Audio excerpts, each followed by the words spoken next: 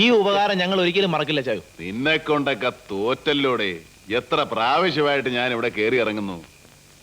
ഇതിനൊക്കെ ഒരു ഒളിയും മറവൊക്കെ വേണ്ടേ. പിന്നെ നാളെ ഒരു ചെറിയ പരിപാടി ഉണ്ട്. നിന്നെ ഒക്കെ ഞാൻ പ്രയോജനപ്പെടുത്താൻ പോവാ. എന്താ സംഭവം? അതൊക്കെ നാളെ പറയാം. വെറുതെ സസ്പെൻസ് ഉണ്ടാക്കാതെ പറയാ. ഒന്നുമില്ലടാ, നിങ്ങളുടെ കോളേജിലെ നാഷണൽ സർവീസ് സ്കീമിന്റെ വക ഒരു ശ്രമദാനം വേണം. അതിന് ഞങ്ങളൊന്നും അതിന് മെമ്പർ അല്ലല്ലോ. അവിടെ ഒന്നില്ല. വാ വാ.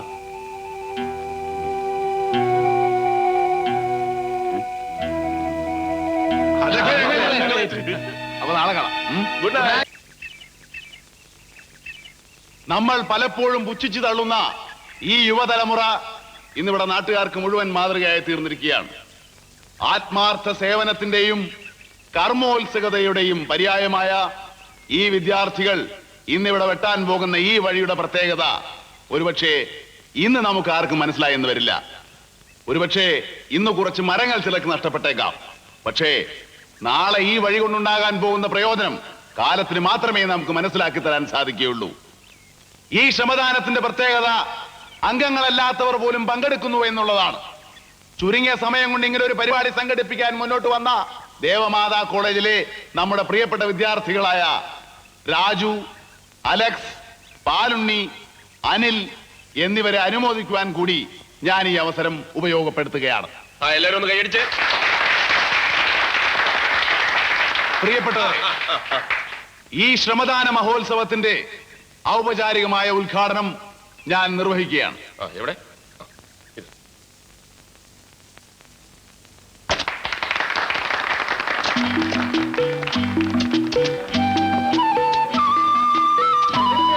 അതങ്ങെടുത്തോ.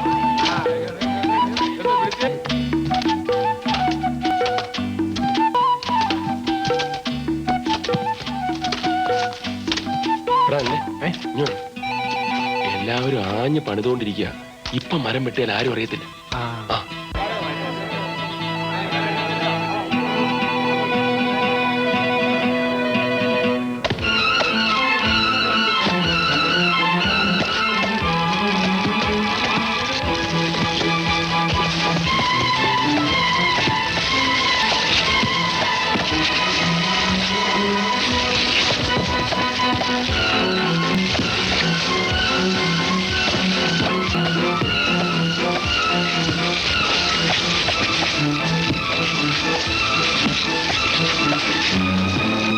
മുതലാളി, കോളേജ് പിള്ളേര് വഴിവെട്ടിന് ഇറങ്ങിയിരിക്കുക. നമ്മുടെ എസ്റ്റേറ്റിന്റെ സൈഡിൽ കൂടി ആ കുട്ടപ്പായിയാ ഉദ്ഘാടനം ചെയ്തേ. ഇവനെന്താ വട്ടാണോ? മറ്റു വേറെ ഒരു പണിയില്ലാത്തതുപോലെ വഴിവെട്ട്. എന്നാലേ തന്റെ റബ്ബർ മരം ഞാൻ വെട്ടും. നമ്മുടെ ആൾക്കാരെല്ലാം വിളിച്ചു. ശരി.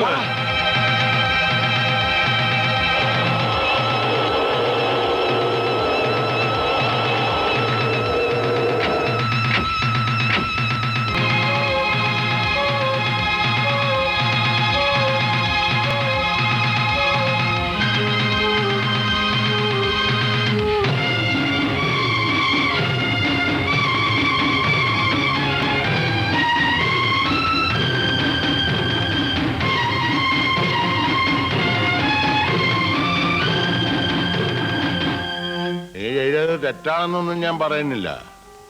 കുറച്ചുകൂടെ നോക്കിയും കണ്ടോ ഒക്കെ വേണ്ടിയിരുന്നു. കണ്ടോ അപ്പം മോന് കൊണവുദ്യാരം പറഞ്ഞു കൊടുക്കണുണ്ടോ? പോക്കിരിത്തരം കാണിച്ചു വന്നിട്ട്. അച്ചാമ്മ, നീ ഇന്ന് എന്റെ കയ്യിൽ നിന്ന് മേടിക്കും. വാരവാ വിട്ടാണെന്ന് ഞാൻ നോക്കത്തില്ല. മേടിക്കാനേ കൊറേ ദണ്ണുണ്ട്. അമ്മച്ചിക്കൊന്നും ഉണ്ടായിരുന്നൂടെ? നീ പോടത്താൻ തോന്നിച്ചക്ക.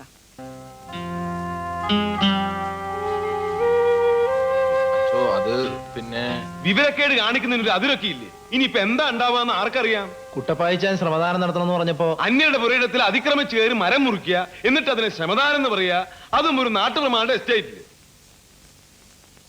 ഞങ്ങൾ എന്ത് ചെയ്യണമെന്ന് അച്ഛൻ പറഞ്ഞാ മതി. എന്ത് ചെയ്യാൻ? എന്റെ ഊഹം ശരിയാണെങ്കിൽ അവരിപ്പോ കൊടയും കുരിശുമായിട്ട് ഇവിടെ എത്തും. അടിവല്ലോ കിട്ടൂ.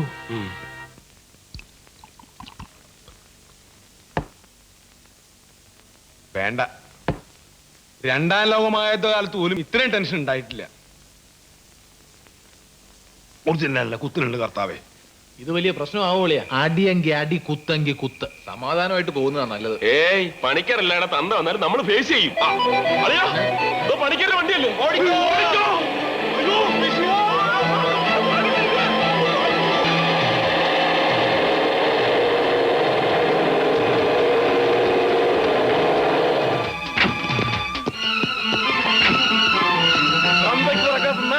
പിടിച്ചിറക്ക്, എല്ലാത്തിന്റെ മുട്ട് തല്ലി ഓടിക്കാം. എന്തായത് ഞാൻ അരമനയിൽ വിളിച്ചു പോലീസിന് കേസ് എന്താ അതിക്രമം നിങ്ങൾ ഈ കാണിക്കണേ? ഏതാടാ രാജുവിന്റെ കൂട്ടരുടെ മുറി? അയ്യോ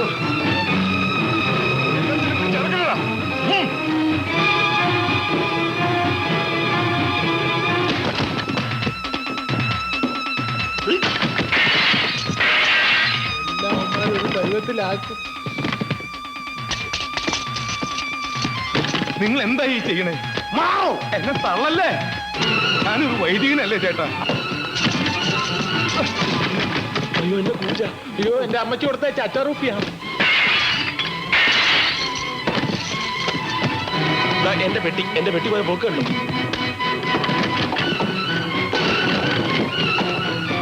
എനിക്ക് അവളുമാരെഴുതിയ എഴുത്തെല്ലാം അമ്മമാരെടുത്ത് വലിച്ചേറി കളഞ്ഞളിയാ. അയ്യോ എന്റെ ബുക്കെല്ലാം വലിച്ചു. അയ്യോ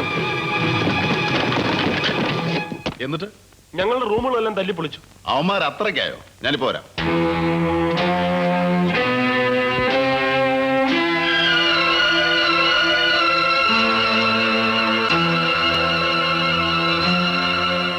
ഇതിന്റെ ഒരു കുറവും കൂടി ഈ വീട്ടിലുണ്ടായിരുന്നുള്ളൂ. വെട്ടും കുത്തും. ഉപദേശമൊന്നും ചോദിച്ചില്ലല്ലോ. പറ.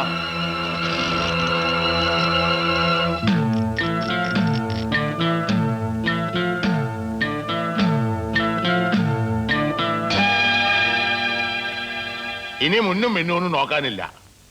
ഇല്ലിക്ക തറവാട്ടോരോട് കളിക്കാൻ പണിക്കര് വളർന്നിട്ടില്ല.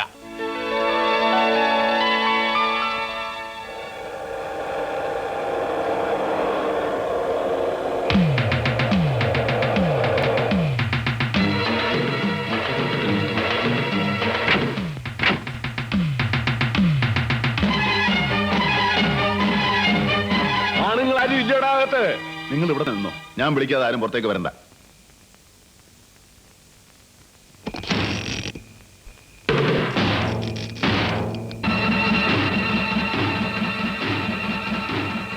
എന്താടോ പണിക്കരെ രാത്രി ആളും മടിയും വാളും ഒക്കെ ആയിട്ട്? എവിടെയാവന്മാര്? യവന്മാര് എന്റെ റബ്ബർ വെട്ടിയവന്മാർ ഈ വീടിന്റെ തട്ടും പുറത്തോ പത്തായപ്പുരയിലോ കാണും. എനിക്കറിയാം. എല്ലാവരും ചെവിയിൽ നുള്ളിക്കോ. ഈ പണിക്കർ ഒരൊറ്റ എണ്ണത്തിന് വെറുതെ വിടില്ല. ആ കുട്ടപ്പായി, ഈ തറവാടിന്റെ കുളവിന്ന് ഞാൻ തോണ്ടും. ആഹാ, അപ്പൊ കാണണമല്ലോ. എടാ അനിലേ, രാജു, അലക്സേ, പാലുണ്ണി, ഇനി വാ. താണ്ടെ കുളകൊണ്ടാൻ വന്ന് നിൽക്കുന്നു.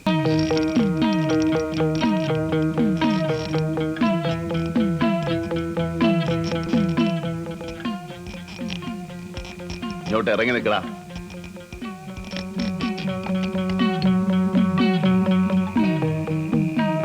താണ്ട നിൽക്കുന്നത് എന്റെ റബ്ബർ വെട്ടിയവന്മാര്. വല്ലതും ചെയ്യാനുണ്ടെങ്കിൽ ചെയ്. എടോ പണിക്കരേ, താൻ ഒരു തന്തയ്ക്ക് പറഞ്ഞവനാണെങ്കിൽ ഇവന്മാരൊന്ന് തൊട്ടു നോക്ക്. അപ്പ അറിയാ ഇല്ലിക്കൽ കുട്ടപ്പായി ആരാണ്. അടിച്ച് നിരത്തിടായി ഒട്ടുപോയ ചുട്ടുകളെയും പട്ടി കഴിവുള്ള അവന്മാരെ. കുട്ടപ്പായി,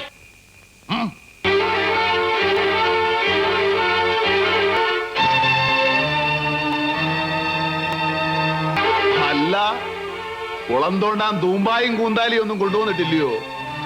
ഇല്ലെങ്കിൽ മുതലാളിയും തൊഴിലാളിയും കൂടെ ഇറങ്ങി അങ്ങോട്ട് തോണ്ട്. താൻ തോണ്ടിയാ വെള്ളം കിട്ടുമെന്നുള്ള കാര്യം ഉറപ്പാ. തന്റെ അപ്പൂപ്പൻ കുളം തോണ്ടി കേശുപണിക്കരുടെ കുടം തനിക്ക് ലേശമെങ്കിലും കിട്ടാതിരിക്കല്ലോ. അങ്ങോട്ട് തോണ്ട്. എന്നാടാ പണിക്കര ചമ്മുണ്ണ കൂലിത്തല്ലുകാരെ കയറ്റി വിടറാ. നീ പുറകെ നിന്നാ മതി. അപ്പനപ്പന്മാരെ തുടങ്ങി അതാണല്ലോ ശീലം. പണിക്കരെ, തന്റെ ആ ചുണ്ടൻ വെള്ളം കിടപ്പുണ്ടല്ലോ, അതിൽ ഈ കൂലിത്തല്ലുകാരെ വിളിച്ചോണ്ട് പോയി ചൂണ്ടയ്ക്ക് പോ. അതാ തനിക്ക് പറ്റിയ പണി. ചൂണ്ടയ്ക്ക് നീ പോയാ മതി.